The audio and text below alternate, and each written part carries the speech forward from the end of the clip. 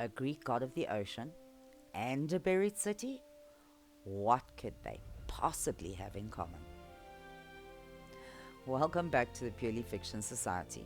I'm Knowles, your host, and tonight we travel to the ancient city of Pompeii in southern Italy, where we will meet John Thomas, a British archaeologist whose work has brought him deep into the ruins of one of history's most famous lost cities.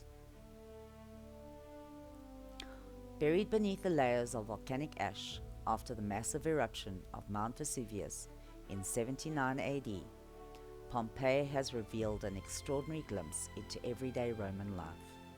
Yet beneath its streets and ruined buildings, there are still places that have never given up all of their secrets. Among the ancient world's many legends is the enduring story of Poseidon, the Greek god of the sea, whose power was feared and worshipped throughout the Mediterranean. But what could a Greek god of the ocean, you say, possibly have in common with a city buried beneath volcanic ash? Well, settle in. This is Poseidon's Black Pearl. Several weeks earlier, while studying old records concerning Pompeii, John had discovered something that caught his attention. One account mentioned the visit of a powerful Greek commander to the city, where he had been received by one of Pompeii's wealthiest aristocratic families. Before leaving, the commander had presented his host with a gift, described simply as being of extraordinary beauty and immense value. But the record did not explain what the gift was. The family's home had since been excavated, but the surviving records contained several unexplained gaps. Whatever the gift had been, there was no indication of what had become of it. It was enough to convince John that the answer might still be somewhere beneath Pompeii. He booked his journey to Italy and told no one of what he was looking for.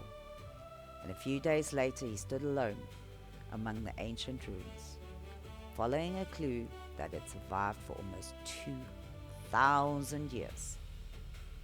The first thing John noticed about Pompeii that morning was the complete silence. He had worked on archaeological sites in Britain, Greece, North Africa, but Pompeii had always felt different. As almost 2,000 years earlier, ordinary people had gone about their lives beneath the shadow of Mount Vesuvius. They had cooked meals, argued with their neighbors, visited the baths, bought bread, and made plans for the following morning. And then, on that fateful day, the mountain had spoken. John had been working quietly in a less explored section of the ancient city, carefully examining the area identified in the old records. He worked his way along the collapsed walls, removing the volcanic material layer by layer.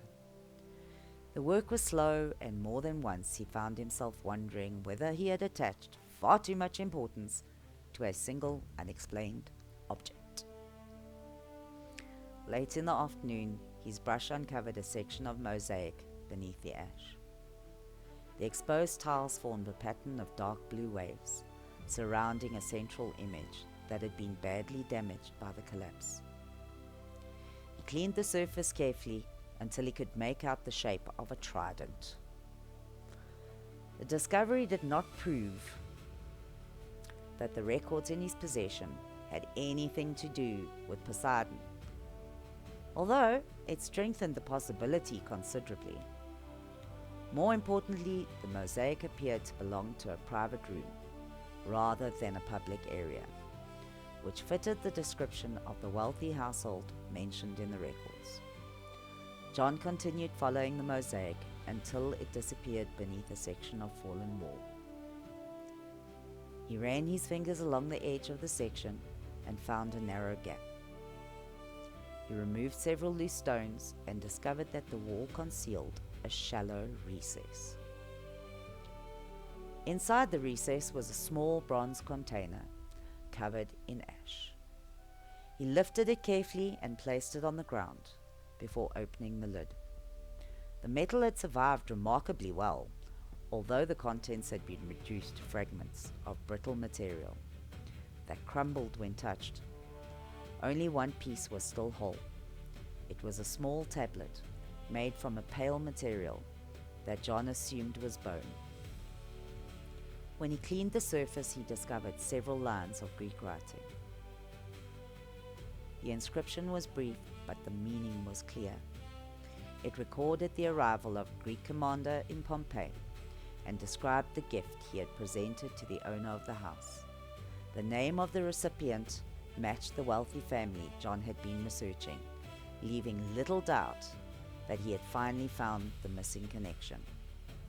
The final part of the inscription had suffered damage, and several words were impossible to translate with certainty.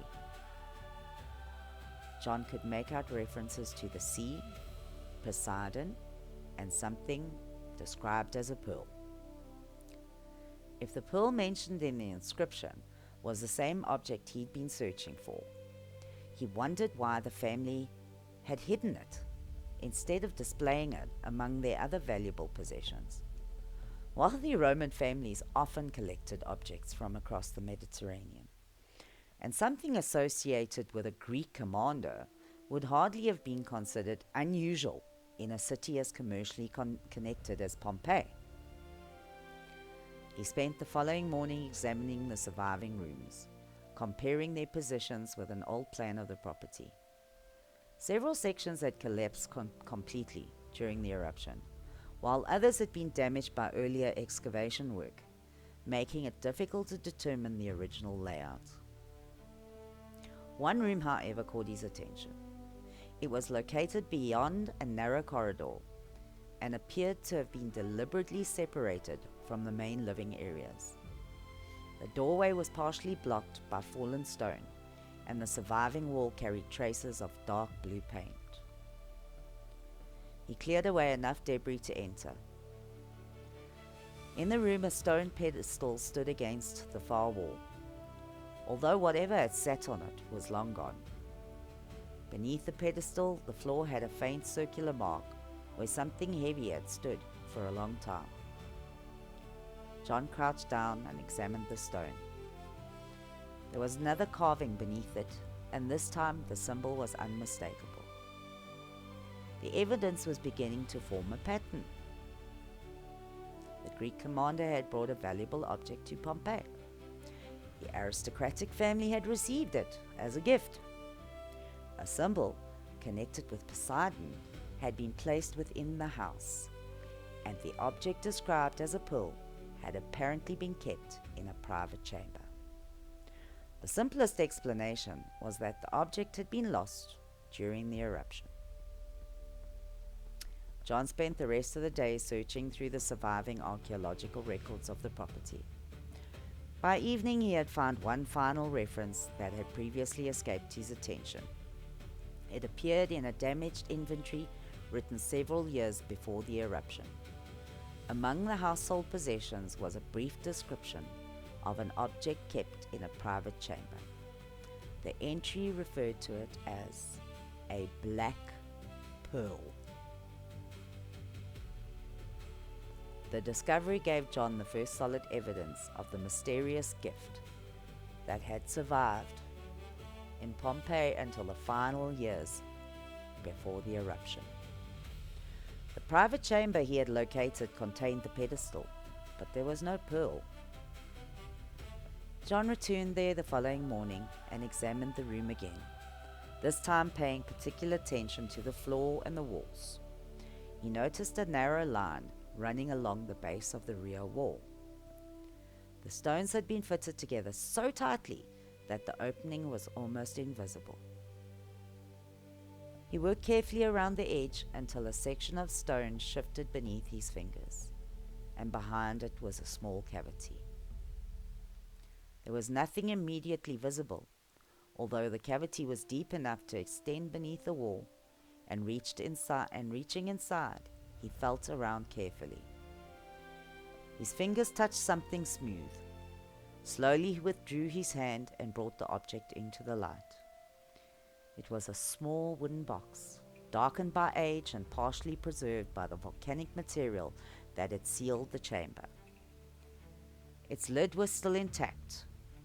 He placed the box on the floor and examined it before attempting to open it. A faint image had been carved into the wood, showing a trident surrounded by waves. Inside the box, wrapped in a fragment of crumbling cloth, was a small, perfect oyster, partially open, and cradled inside was a perfectly formed black pearl. John stared at it for a few seconds before touching it. There was no doubt that this was the secret described in the inventory. John carefully lifted it from the box and examined it beneath his torch. The surface was flawless, except for a single narrow mark running across one side. He turned it slowly until the mark caught the light. It formed the outline of a trident. John looked down at the inscription on the small tablet lying beside him. The gift had been brought from the sea. It had been given to the family by the Greek commander and had been kept hidden in the house.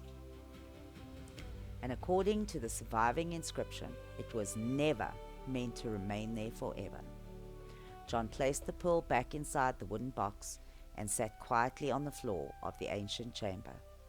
For almost 2,000 years, Pompeii had concealed the gift beneath its streets, protected by ash, stone, and the silence of the city that had disappeared in a single tragic day.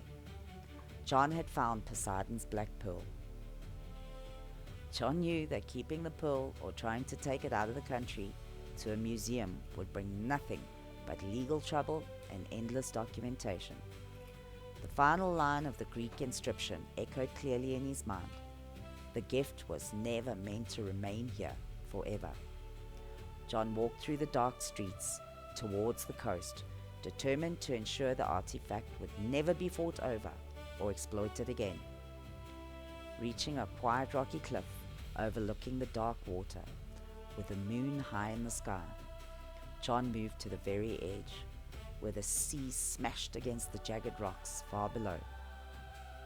With a quick, hard throw, John cast the pearl far out over the dark water.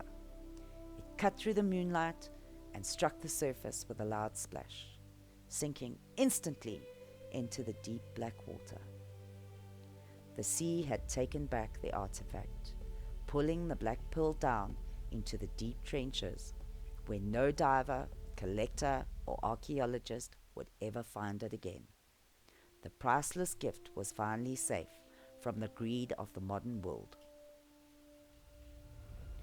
And so the final secret of Pompeii remains safe, buried not beneath the ash of a dead volcano, but hidden for all time on the ocean floor, exactly where it belongs.